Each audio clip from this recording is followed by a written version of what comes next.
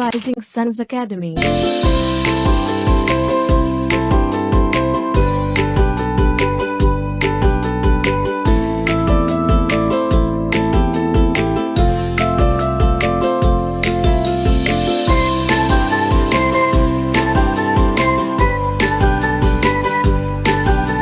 नमस्कार दोस्तों, आप सभी का बहुत बहुत स्वागत है आपके अपने इस प्लेटफॉर्म पर। गाइज, आज है 10 जून 2021 और हम देखेंगे 10 जून का करंट अफेयर। तो सारे क्वेश्चंस कवर करेंगे। पूरा वीडियो ध्यान से देखें, बने रहे वीडियो के अंत तक हमारे साथ। और ये जो सेशन है सभी के लिए इंपॉर्टेंट है। आप किसी भी परीक्षा की तैयारी कर रहे हैं, किसी भी एग्जाम की प्रिपरेशन कर रहे हैं, ये सेशन आपके लिए इंपॉर्टेंट है। तो पूरा वीडियो ध्यान से देखें। और हाँ दोस्तों, वीडियो को लाइक करें, शेयर करें और साथ ही साथ सब्सक्राइब भी कर दें। अगर अभी तक आपने चैनल को सब्सक्राइब नहीं किया है तो जल्दी से चैनल को सब्सक्राइब कर दें और बेल आइकन प्रेस कर दें ताकि जो नया वीडियो है उसका नोटिफिकेशन आपको आसानी से मिल जाए। आइए चलिए स्टार्ट करते हैं। देखते हैं पहला प्रश्न दिवस से संबंधित है। प्रश्न है, विश्व कीट दिवस या फिर वर्ल्ड पेस्ट डे निम्न में से किस दिन मनाया जाता है? तो ये दिवस मनाते हैं हम 6 जून को। ऑप्शन सी आपका राइट आंसर हो जाएगा। 6 जून को मनाया जाता है वर्ल्ड पेस्ट डे या फिर विश्व कीट दिवस। आइए देखते हैं इससे संबंधित अन्य जानकारी। यह कीट प्रबंधन के बारे में जागरूकता फैलाने, कीट प्रबंधन प्रौद्योगिकियों की जो हाल में विकास हुए हैं उनका विवरण साझा करने और वर्तमान कीट खतरों के बारे में रिपोर्ट दिखाने के लिए मनाया जाता है विश्व स्तर पर। और पहली बार ये दिवस 2017 में मनाया गया। तो 2017 से अभी तक इस दिवस को हर वर्ष मनाते हैं। कब? 6 जून को, 6 जून को मनाते हैं वर्ल्ड पेस्ट डे या फिर विश्व कीट दिवस। आई होप आपको सारे पॉइंट क्लियर हो गए होंगे। आइए बढ़ते आगे, देखते हैं अगला प्रश्न। अगला प्रश्न है आपके लिए, भारतीय रिजर्व बैंक ने विश्ववीर आहूजा को किस बैंक के प्रबंध निदेशक यानी कि एमडी और सीईओ के पद के लिए नियुक्ति की मंजूरी दे दी है? तो विश्ववीर आहूजा बनेंगे आरबीएल बैंक के एमडी और सीईओ। इनकी नियुक्ति की जो मंजूरी है रिजर्व बैंक ने दे दी है। आरबीएल बैंक, इसका फुल फॉर्म होता है रत्नाकर बैंक ऑफ लिमिटेड, और इस बैंक के अभी प्रबंध निदेशक और सीईओ के पद पर नियुक्ति होगी विश्ववीर आहूजा की। ठीक है, आइए देखते हैं इससे संबंधित जानकारी। आरबीएल बैंक लिमिटेड, इसकी स्थापना हुई थी 1943 में। भारत कंपनी अधिनियम जो है 1913 उसके अंतर्गत। हेडक्वार्टर इसका मुंबई में हो जाएगा, महाराष्ट्र का जो मुंबई शहर है। और इसकी टैगलाइन इंपॉर्टेंट है, अपनों का बैंक, ये इसकी टैगलाइन हो जाएगी। ठीक है, तो RBL bank Ratnakar bank limited के एमडी और सीईओ के पद पर नियुक्त होंगे कौन? विश्ववीर आहूजा। आइए देखते हैं अगला प्रश्न, आगे बढ़ते हैं। अगला प्रश्न आपके लिए है, किस राज्य की वाटर ब्यूरियल को 67वें राष्ट्रीय फिल्म पुरस्कार 2021 में पर्यावरण संरक्षण पर सर्वश्रेष्ठ फिल्म का राष्ट्रीय पुरस्कार मिला है? तो ये जो फिल्म है वाटर ब्यूरियल, ये फिल्म है अरुणाचल प्रदेश की। ठीक है, तो अरुणाचल प्रदेश की इस फिल्म को पर्यावरण संरक्षण पर सर्वश्रेष्ठ फिल्म का राष्ट्रीय पुरस्कार मिला है 67वें राष्ट्रीय फिल्म पुरस्कार 2021 के तहत। ठीक है, तो वाटर ब्यूरियल, आइए देखते हैं इससे संबंधित जानकारी। ये जो फिल्म है इसके निर्माता है शांतनु सेन और ये इनकी द्वारा निर्देशित की गई है। ठीक है, और इसका जो टेलीविजन पर इसको जो निर्मित किया है वो किया है एएम टेलीविजन के द्वारा इसको निर्मित किया गया है।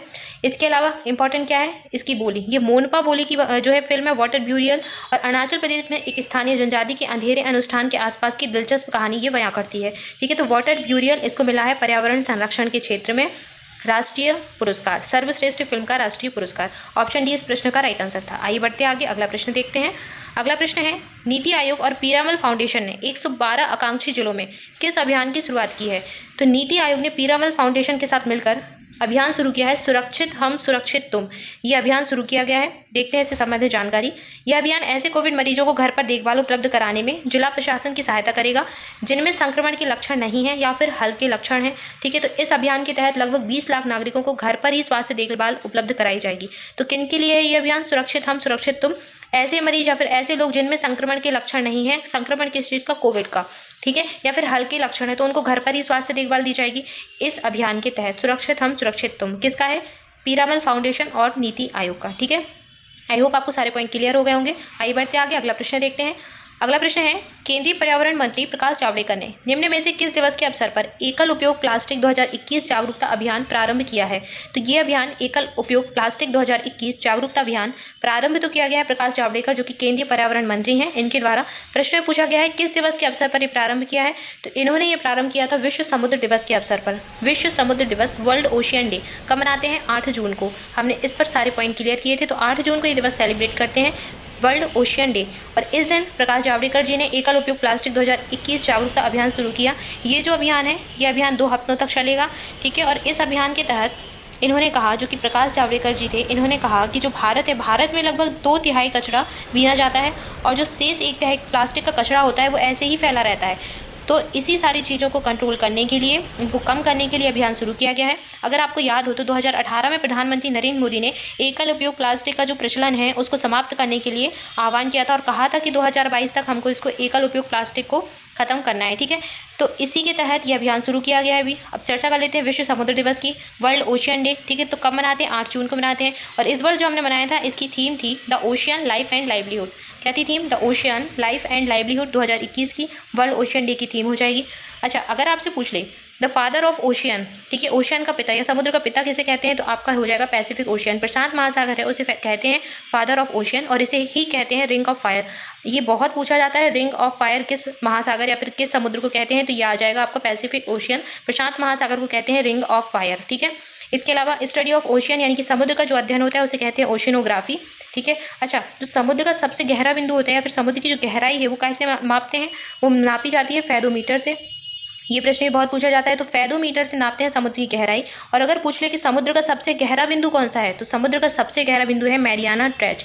डीपेस्ट पॉइंट ऑफ ओशियन है मैरियाना ट्रेंच या फिर मैरियाना गर्त। और ये कहाँ पर स्थित है? ये पैसिफिक ओशियन यानी कि आपके प्रशांत महासागर में ही स्थित है मैरियाना गर्त, ठीक है। आई होप आपको सारे पॉइंट क्लियर हो गए होंगे। इसके अलावा एक पॉइंट और याद रख लीजिए, क्या? अगर आपसे पूछे नेशनल इंस्टीट्यूट ऑफ इंडिया का जो नेशनल इंस्टीट्यूट है जहाँ पर समुद्रों का अध्ययन किया जाता है वो कहाँ पर है, तो चले जाना कहाँ? गोवा।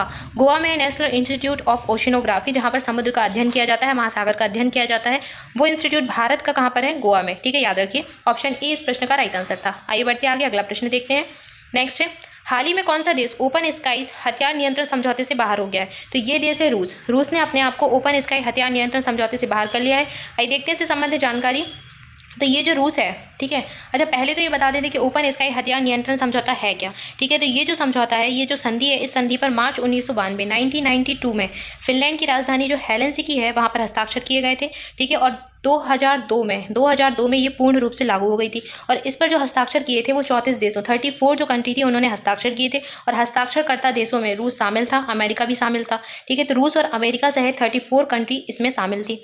कुछ समय पहले अभी जो बाइडेन जो कि अमेरिका की राष्ट्रपति हैं उन्होंने घोषणा की या फिर चेतावनी दी थी कि वो इस संधि से, इस जो समझौता है उससे अपने आप को बाहर कर लेंगे, ठीक है। और उसके बाद अभी रूस ने एक ऐसा जो है वो हस्ताक्षर किया है, एक ऐसा समझौता हस्ताक्षर किया है जिसमें ये साबित हो जाता है कि औपचारिक रूप से ये ओपन स्काई हथियार नियंत्रण समझौते से खुद को बाहर कर लेंगे।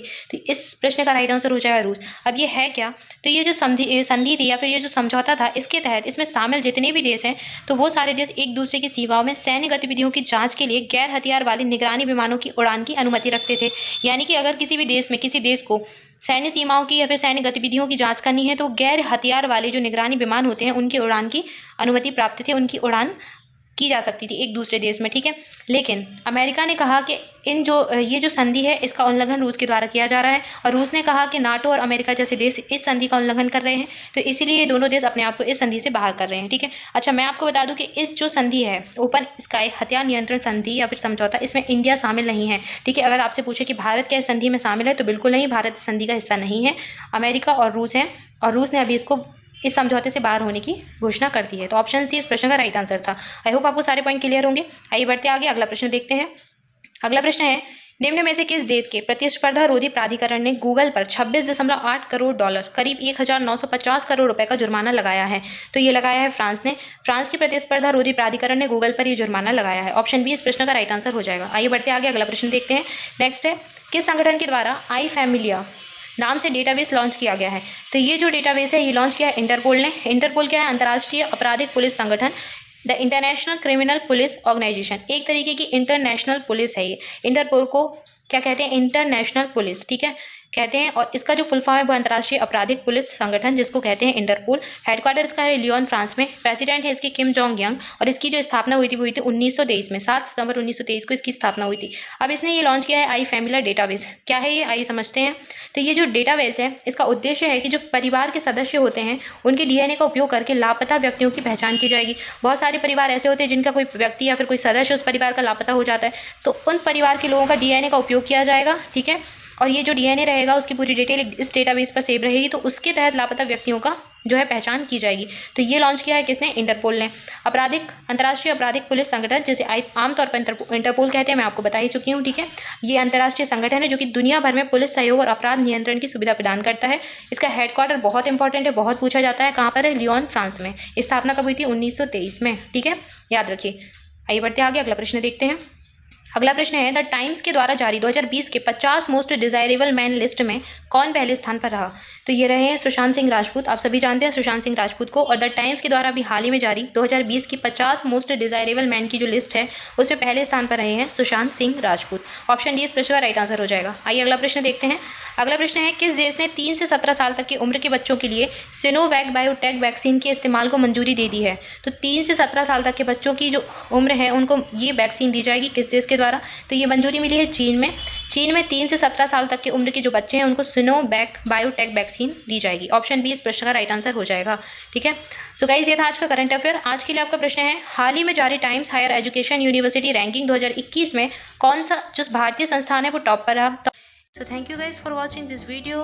आप सभी घर पर रहें और अपनी पढ़ाई करते रहें। आप सभी के एग्जाम भी स्टार्ट होने ही वाले हैं और अपने दोस्तों के साथ ज़्यादा से ज़्यादा शेयर करें। मिलते हैं नेक्स्ट वीडियो में। Thank you so much.